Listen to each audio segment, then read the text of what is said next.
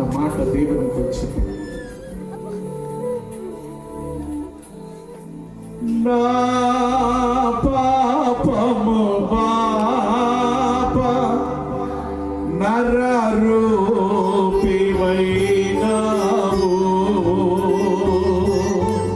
నా శాపము పాపా కలిగి వేలాడితివి. నా పాపము పాపా నరరూపివైనావు,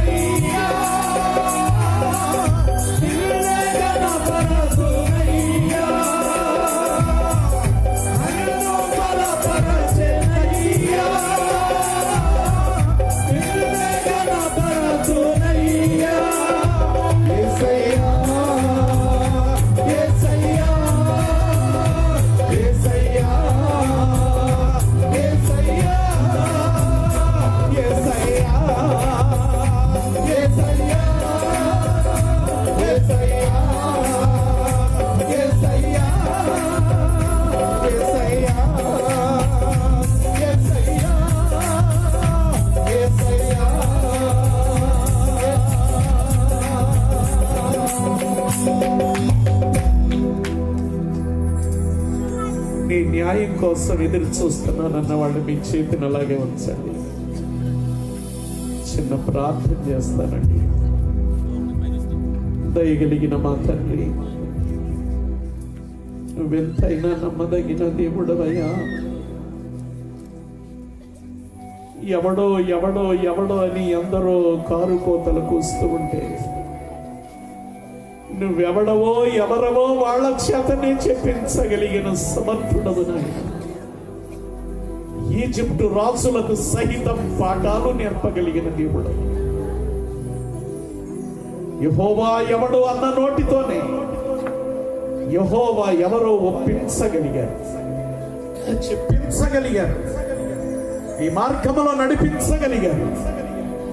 600 రథాలున్నా కానీ యుద్ధం నాకు రాదని ఒప్పుకొని వెళ్ళిపోయాడు. అట్లాంటి నీవు అంచె దినాలలో చేతులెత్తిన వారందరి పక్షమున న్యాయం తీర్చండి నాయన. ఈ మార్గంలో నడిపించండి అయ్యా. ప్రతి ఎత్తబడిన చేతి వ్యక్తిని దీవించండి నాయన.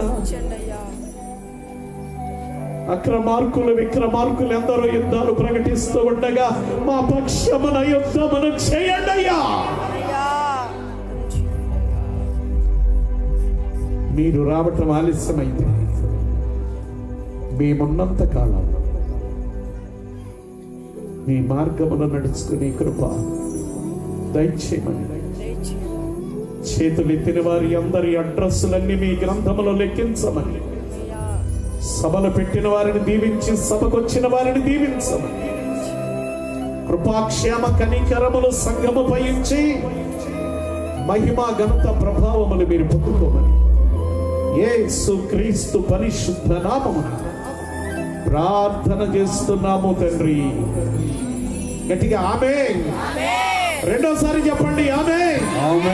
ఆఖరిసారి చెప్తా ఆమేన్. Thank you. కూర్చున్నాం, అందరూ కూర్చున్నాం.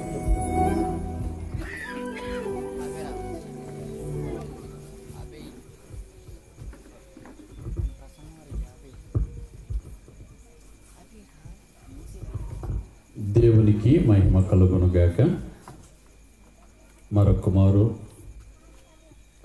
మన మధ్యకు వచ్చి చక్కటి వాక్య సందేశాన్ని ఇచ్చినటువంటి దేవుని సేవకులు జాషువా గారికి